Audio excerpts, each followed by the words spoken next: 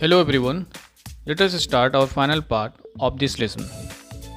I just thought to give you a message about the present situation. You know very well that the time is not favorable to us. We are suffering a lot from this COVID 19. But if we try and make an effort, then we can make this year the best, and I know that it is only you who can do it. My blessings are always with you, and I will provide each and every little support if you feel you are needed. So, thanks a lot to be here. Now, let's start to explain the paragraphs. It is our first paragraph from this part. I'm going to read it. I follow the girl along the passage. An old fashioned iron Hanukkah candle holder hung next to a mirror. We never used it because it was much more cumbersome than a single candlestick. Hanukkah. What is Hanukkah? The feast of lights, as we celebrate Diwali in India. In the same way, they celebrate Hanukkah. It is the feast of lights, a Hebrew festival in December. And what is meant by cumbersome? Cumbersome means unmanageable. So the protagonist followed the girl along the passage. There was a Hanukkah candle holder hung next to a mirror. She remembered that she never used it as it was unmanageable. Won't you sit down? Asked the girl. She held open the door of the living room and I went inside past her. I stopped, horrified. I was in a room I knew and I didn't know. I found myself in the midst of things I didn't want to see again, but which oppressed me in the strange atmosphere. So the girl asked her to sit down as she opened the door for the living room. She stopped and she was disturbed. She was standing in a room which she knew and she didn't know. She was standing in the middle of the things which she didn't want to see and they burdened her. Or because of the tasteless way everything was arranged, because of the ugly furniture or the muggy smell that hung there. I don't know, but I scarcely dare to look around me. So maybe because of the way things were arranged. It was maybe because of the way things were arranged, or the humid smell in the room, or the ugly furniture.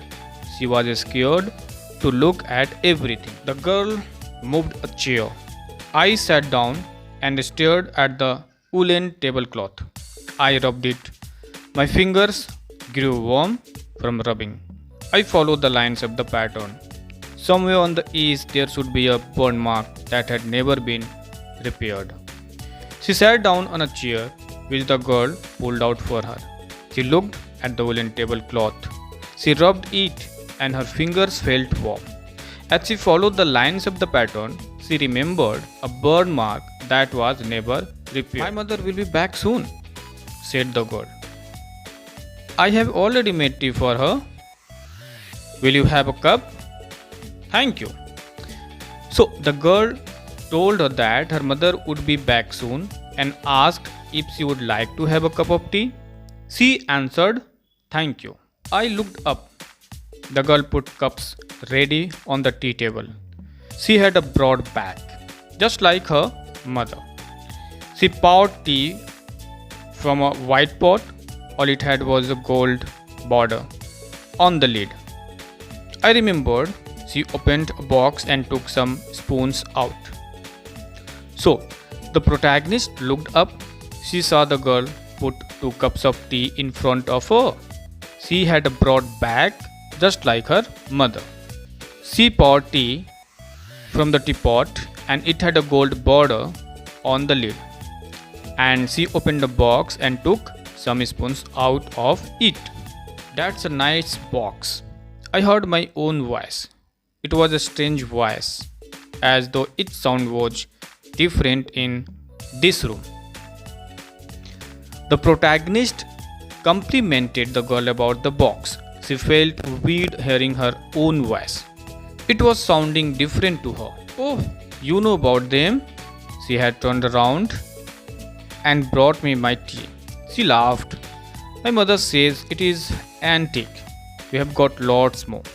She pointed round the room. See for yourself. As the girl turned to give her cup, she asked if she knew about the box. Then she added that it is antique according to her mother. She pointed around the room and said that there are many more just like them. And she told her to see, although the protagonist didn't need to follow her. I had no need to follow her hand. I knew which thing she meant. I just looked at the still life over the tea table. As a child, I had always fancied the apple on the pewter plate. Pewter plate means plate made of a grey alloy of tin. So as she told her to see, although the protagonist didn't need to follow her direction, she knew what she was talking about. She glanced over the tea table. She remembered how she used to fancy the apple on the pewter plate. We use it for everything, she said. Once we even ate off the plates hanging there on the wall. I wanted to so much, but it wasn't anything special. So the girls said that they use the plate for everything. Once they ate off the plates that were hanging on the wall. The girl wanted to eat off that plate too, but it was not anything. I had found the burn mark on the tablecloth. The girl looked questioningly at me. Now, at this time, the protagonist found the burn mark on the tablecloth, and the girl looked at her in a question manner. Yes, I said. You get so used to touching all these lovely things in the house, you hardly look at them anymore.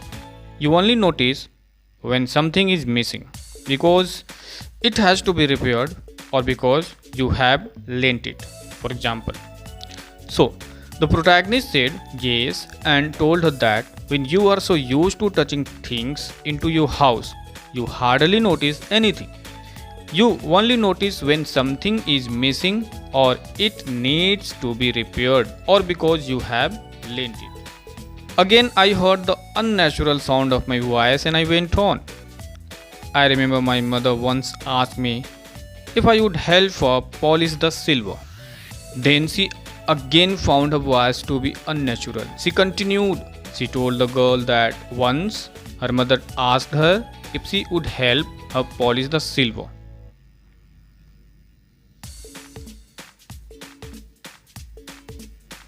It was a very long time ago, and I was probably bored that day, or perhaps I had to stay at home because I was ill, as she had never asked me before. It was a long time ago, and she was bored that day. She had to stay that day, maybe as she was ill.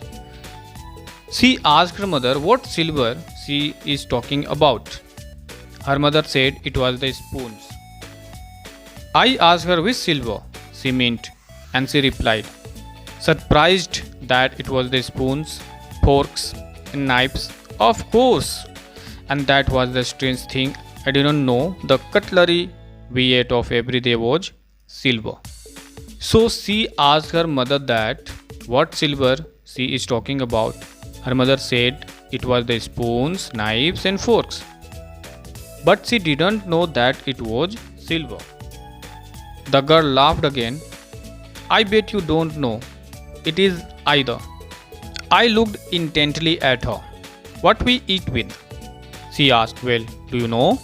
The girl laughed and said that she bet. She didn't know it was either with what they ate with. The protagonist asked if she knew. The girl hesitated and walked to the sideboard and opened a drawer. She said she would see if it was there. She hesitated. She walked to the sideboard and wanted to open a drawer. I will look, it's in here. I jumped up. I was forgetting the time. I must catch my train. The protagonist asked if she knew. Then the girl hesitated and walked to the sideboard and opened a drawer. She said she would see if it was there. The protagonist jumped and said she forgot the time as she had to catch the train. She had her hand on the drawer. Don't you want to wait for my mother? No, I must go. I walked to the door. The girl pulled the drawer open. I can find my own way. Now the girl asked her if she didn't want to wait for her mother. The protagonist still replied with a no and said she must leave. The girl put the drawer open. The protagonist said she could find her way out and walked down. As I walked down the passage, I heard the jingling of spoons and forks. Jingling means ringing. When the protagonist just left the room, she heard the ringing of spoons and forks. At the corner of the road, I looked up at the nameplate. Marconi Street. It said, I had been at number 46. The address was correct, but now I didn't want to remember it anymore. When she reached the corner of the road, she looked at the nameplate again. It said Marconi Street and she was standing at 46. The address was correct, but she doesn't want to remember it anymore. I wouldn't go back there because the objects that are linked in your memory with the familiar life of former times instantly lose their value. When severed from them, you see them again in strange surroundings. She didn't want to go back as the things in there reminded her of memories linked with the familiar life of old times.